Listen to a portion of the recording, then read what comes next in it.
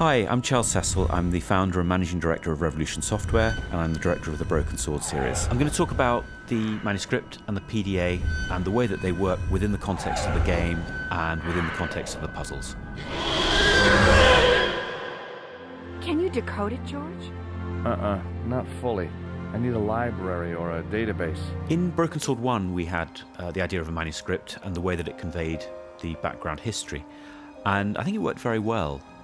And it was something that I wanted to repeat in Broken Sword, The Angel of Death, because the background history is so important in terms of the story and in the terms of the way that it's resonated to the current day and how it's affected a modern day conspiracy. What we have in the game is a really beautifully drawn manuscript, but it's completely interactive. And within that manuscript is hidden clues.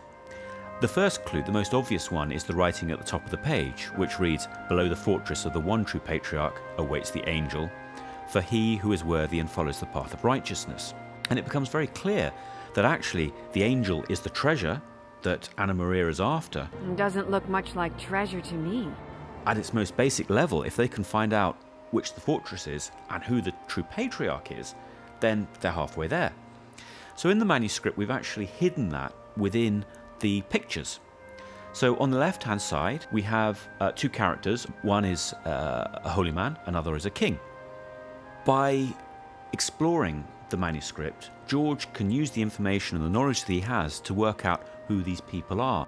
Now, I don't want to give too much away, but I think it would be fair to say that because this is burning and because this is a Templar manuscript, it wouldn't be too much of a jump to realise that actually this is the King of France and the Pope of France being burnt. So by examining the manuscript, you can determine what's going on in the story. Another source of information is the PDA, and the PDA actually gives you information about medieval subjects. And we also thought it'd be fun to take it slightly further, and so we've introduced a hacking element. This requires the player to hack into various databases.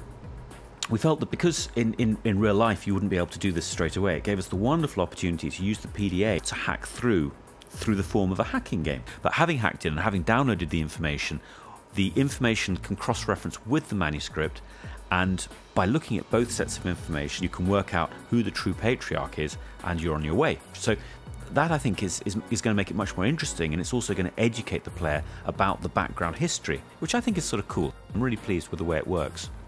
The link with Baphomet proves that there's some kind of Templar connection here.